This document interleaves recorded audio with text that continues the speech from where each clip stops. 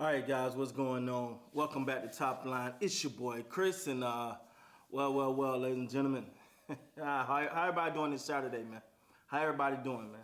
Raptor Nation, what's going on, man? Hope my people in the T.O. Everybody good, everybody safe over there. I know it's been crazy. We got some craziness over here as well. And I'm in Maryland, so it's, even down here, things got a little crazy for air quality. But hope everybody is doing good. Everybody's safe, man. Shout out to just shout out to everybody, man. It's Saturday, man. It's a good day. It's a good day. Now, speaking of, according to there we go, we good.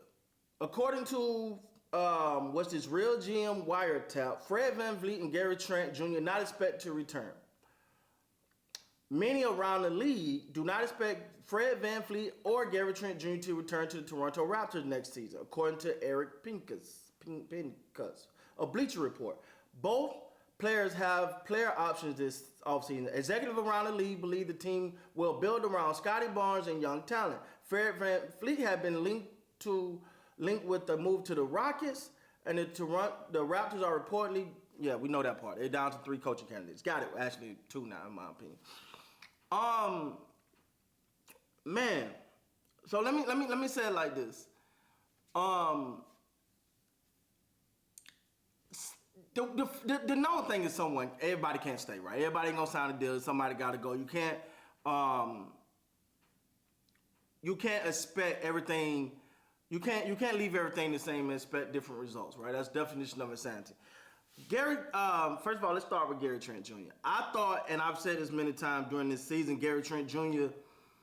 It just looked like he wasn't fitting in my opinion. I could be so wrong, but it was many times it was just like he wasn't looking to pass, he wasn't looking to shoot. I mean, he was just looking to shoot. I was like, if that ball touches his hand, he's shooting.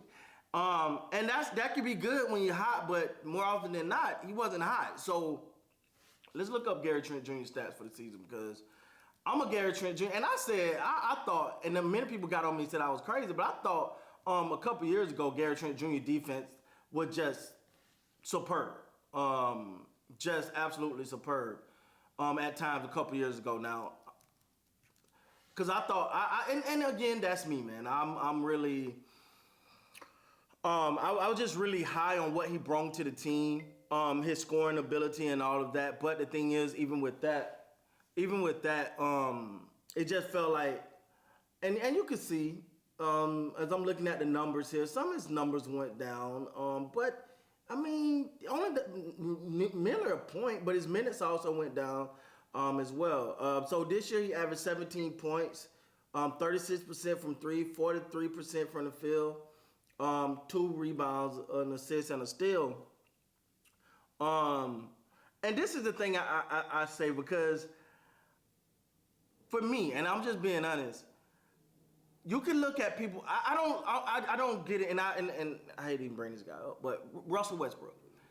I look at the same thing with him. You would look at his stat line and be like, "What you talking about? You did. You criticize him." It's the timely of the misses or the mistakes. It's the timeliness that could just kill momentum. You can go out and get 23 points. You can have 23, 10, and 10. But if the team is in a rhythm and you start jacking up shots and knock off that rhythm, it can be detrimental. With Gary Trent Jr., I mean, I don't know, man. Like the numbers say, he's a quality. I mean, he is a quality player. Don't get me wrong, but to me, it didn't click for me this year, right? Like there was many times where you seen Gary Trent just didn't look like he was happy. It was times where he just looked like he just wasn't a part of it, you know. And again, let me preface that by saying, me personally, I understand that there are people like that. That's just not their personality, right? Like me, I'm gonna be honest. Me, you get me, and we start talking about sports, we'll talk all day. But if we don't get on sports, I'm not talking, because sports is my comfort zone, right? So you'll almost think I'm aloof. You'll almost think that Chris don't like people. Chris don't want to talk. No, Chris, just sports is my thing. Other than that, I'm gonna stay counted to myself. Right, and that could be the same thing with Gary Trent Jr. It's just different, man. It's really different, man. Hold on, I'm trying to get back here. Now, when it comes to Fred VanVleet, man, Fred VanVleet, I know I give him a lot of credit for that championship run, man. I probably give him more credit than anybody give him for that championship run because I felt like the timely shots, the way that he was able to keep them in the game. I know Kyle Lowry and Kawhi Leonard get most of the credit for that, but to me, Fred VanVleet played some key roles to me, and that's just me. That's just me. I've numerous timeless shots. And again, that's my opinion on that. That's when I really started to really become a fan of Steady Freddy. And you can see with his numbers as well, like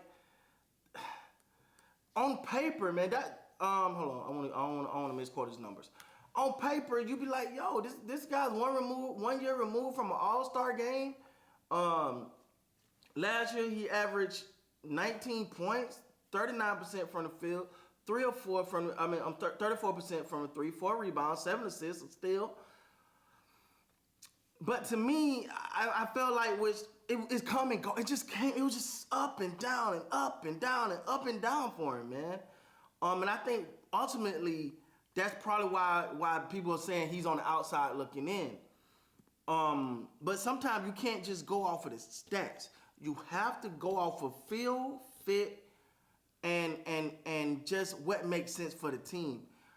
To me, Steady Freddy, my criticism is you got to be able to put more pressure on the middle and not just settle for threes, man. That was my criticism.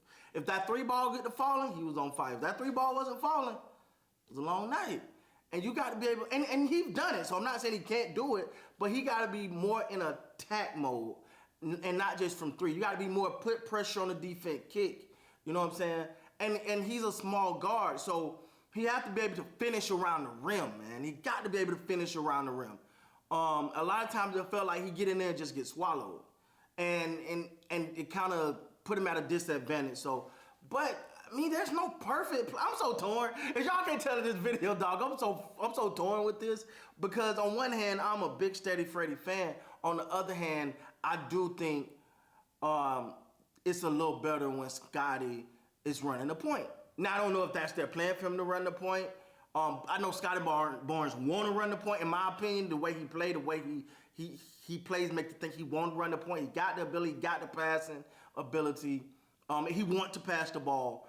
So I'm looking at it from that perspective, and I'm like, maybe Scotty Barnes in that role would probably be a little better from an overall perspective. Not thinking he'll be better from 3 or nothing like that, but from an overall perspective. So I don't know, man. Listen, honestly, I know both of these guys can't stay. There's a good chance neither one of them stays. But at the same time, man, there's such Raptors staples that you start to look at the team and look at them and you go, you hate to see them go, but sometimes, you know, it's business and it's about getting the best, putting yourself in an ability to win. Sometimes teams fall too in love with their guys and it hurts because I love this, my dude, like this my guy, man. We got history, and it's like, yeah, but is that gonna help you get to another level? My thing is, if you got a better solution that help you get to another level, and they require moving on from them, then you do it. If you just getting rid of them just to get rid of them, or if it makes sense financially, then you do what's best for the team. As you can tell in this video, guys, I'm completely torn. So let me know down in the comments what you guys think, man. Do you think they should get rid of both of Gary Trent and Fred VanVleet, or should they stick around? With that being said, guys, please like, comment, subscribe to the channel. Until next time, you guys be great, man.